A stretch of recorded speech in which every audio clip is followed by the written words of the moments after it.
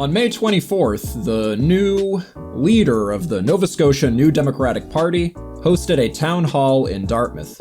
We asked her what her thoughts are on R1 zoning, a zoning code that we would like to see changed to allow the legalization of building multifamily units on single-family zoned land without having to get approval from City Council to do so. I presented some evidence to Claudia to support this, which I will link in the description of this video. It's a literature review of upzoning and the positive effects it has on market rate rentals from UCLA, showing that more lax zoning leads to more building, and more building leads to lower rents. Here's the audio from the event. So my question's about housing.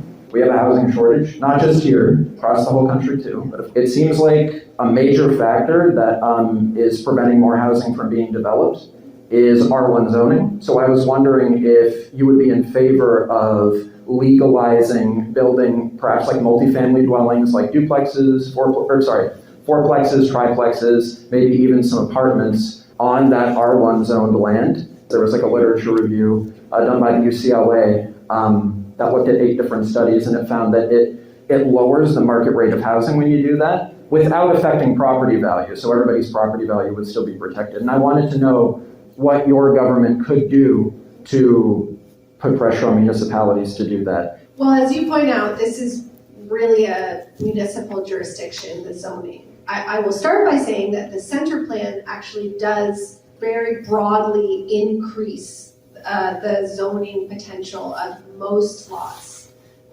in Peninsula Halifax and inside the circumferential in Dartmouth. So some of that work is already happening. Backyard suites are available. I don't know about duplexes and fourplexes, but I think that is the direction in which we're moving. I definitely support density. I think we need to really be aware of how to increase density and also how to have complete communities. So I think, that's only part of the puzzle. So we also need to create housing that's affordable, where people have security of tenure. We need more non-market housing, absolutely, more co-ops, more nonprofit housing to meet the immediate need. And our multi-unit housing that exists now is disappearing. And in many cases being turned into short-term rentals. So there are lots of fronts on which we are fighting, although I will challenge me to avoid militarized language, so that I'll probably one slip up here. Militarize away, I'm fine with it. Go for it. But at any rate, yes, I think that conversation has to be a very active one with municipalities. And this is a place where the municipalities do actually have responsibility over housing and do have responsibility over when and how things get built. So, I would say one of the things I'd like to carry forward from the way we've already been doing things is to have a really productive relationship with municipalities and to make sure that we're all moving towards the same goals. And we also know that, it's much more expensive to build, to create new infrastructure and new services than it is to densify our communities. And so I think definitely you're on the right track.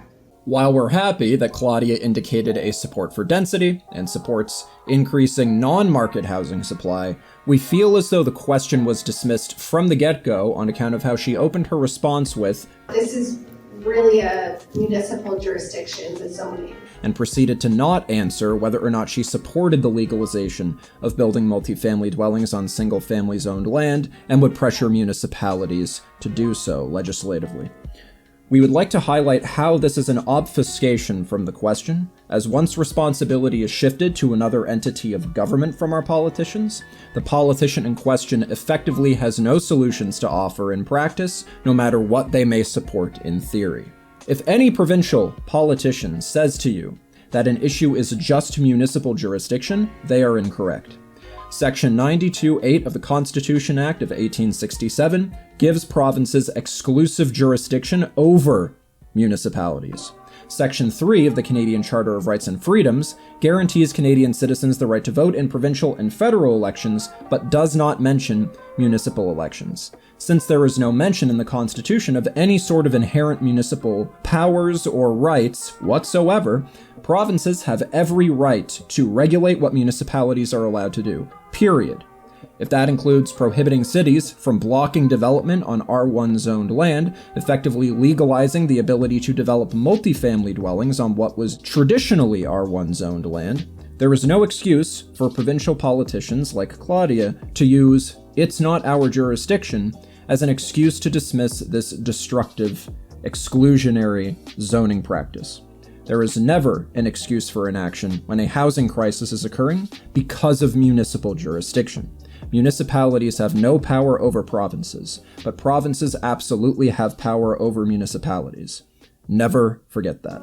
If you are at all in doubt about my interpretation of the Constitution, please feel free to look at the case Toronto v. Ontario in 2018. The Supreme Court agrees with us.